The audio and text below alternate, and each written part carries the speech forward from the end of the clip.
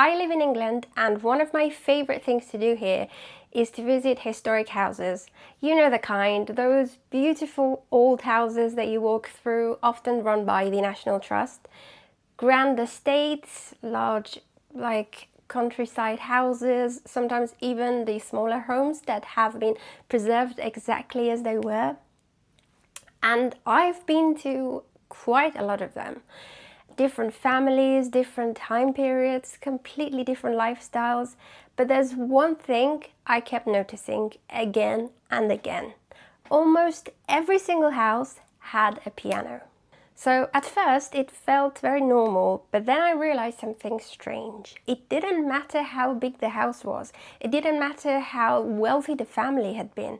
There was always a piano, and not hidden away either, like in a storage room or somewhere like that. It was always placed somewhere very visible, somewhere social, almost like it was meant to be seen. And then recently I visited the Brontë Parsonage Museum, and this is the home of the famous writers Charlotte, Emily and Anne Brontë. And this house is not grand at all. It's very modest, quiet, very different from the stately homes.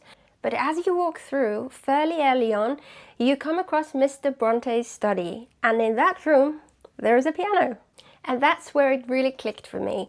This isn't just decoration, this isn't just about music, this is something much bigger. So I started asking, why was the piano such a big deal back then?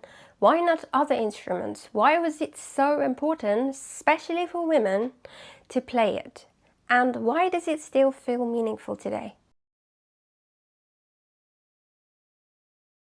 If you walked into a house in the 19th century and you saw a piano, it told you something immediately. It told you that this was a cultured household, because learning the piano wasn't casual. It required years of training, regular lessons, like access to sheet music and time to practice. And time back then was a luxury. So the piano became a symbol, not just of wealth, but of refinement. Even middle-class families who weren't rich would prioritize having a piano because it allowed them to present themselves as educated and respectable. So when you see a piano in all these houses, it's not random, it's a deliberate signal. Now we get to something deeper. In that period, women were judged very differently than today. They weren't expected to build careers, they were expected to become accomplished. So if you think about Pride and Prejudice, there's even a moment when characters discuss what actually makes a woman truly accomplished.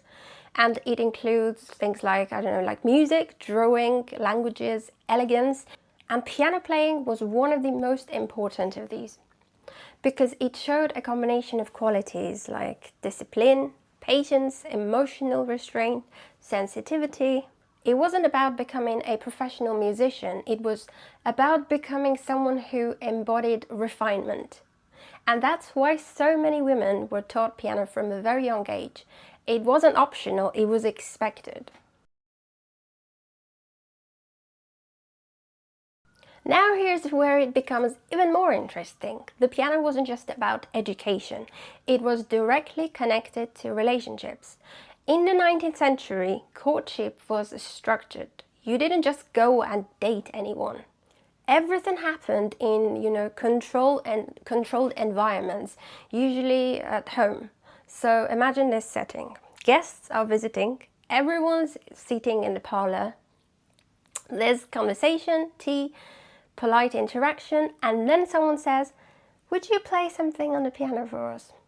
And suddenly, everything changes. The room goes quiet, everyone turns around, and one person becomes the focus.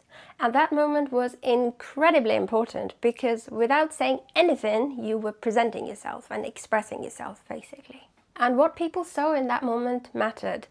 Your playing showed your discipline, your emotional depth, your confidence, your taste in music. And this is why in shows like Bridgerton, when a character is described as playing beautifully, it carries weight. It's not just talent, it's a signal of your character.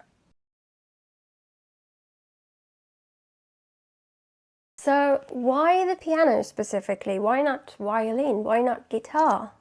It comes down to that piano created a complete sound.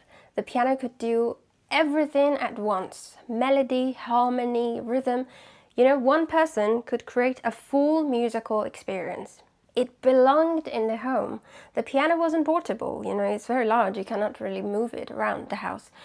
It was part of the furniture, it stayed in the room. It shaped that space, so when someone played the piano, the whole room naturally paid attention. It became the center of the room without effort. And it was socially acceptable, because some instruments were associated with professional performance, but piano, on the other hand, was like seen as refined and appropriate, especially for women. In most homes, the piano was placed in the parlor, the main social room, or the drawing room. This wasn't accidental. The piano wasn't meant to be private. It was meant to be part of social life. It turned the room into a space where people gathered, people observed, people formed impressions. And that's why it was always visible. The piano itself also played a role in its popularity. Originally, it was called the pianoforte, means soft and loud. And this was revolutionary because earlier keyboard instruments couldn't change volume through touch. But the pianoforte could, which meant music became expressive, personal and emotional. And that made it perfect for the culture of the time. By the 19th century, piano production increased massively. They became more available. More households basically could afford them. And once something becomes both accessible and desirable, it spreads. So the piano became a standard feature in homes that wanted to appear cultured. So when you walk into these houses today, whether it's a grand estate or somewhere like the Brontë Museum, you're not just seeing an instrument, you're seeing a symbol of culture, of identity, of social expectation. And that's why even today, people still keep pianos in their homes, even when they're not even played, because they still carry meaning. And now when I walk into these houses, I don't just see a piano anymore. I understand why it's there. And once you see it that way, those rooms don't feel quiet anymore. They feel like they're still holding onto something. Thank you so much for watching this video. I hope you enjoyed it. And I hope you like this type of videos. Let me know in the comments. I'll see you in the next one. Bye.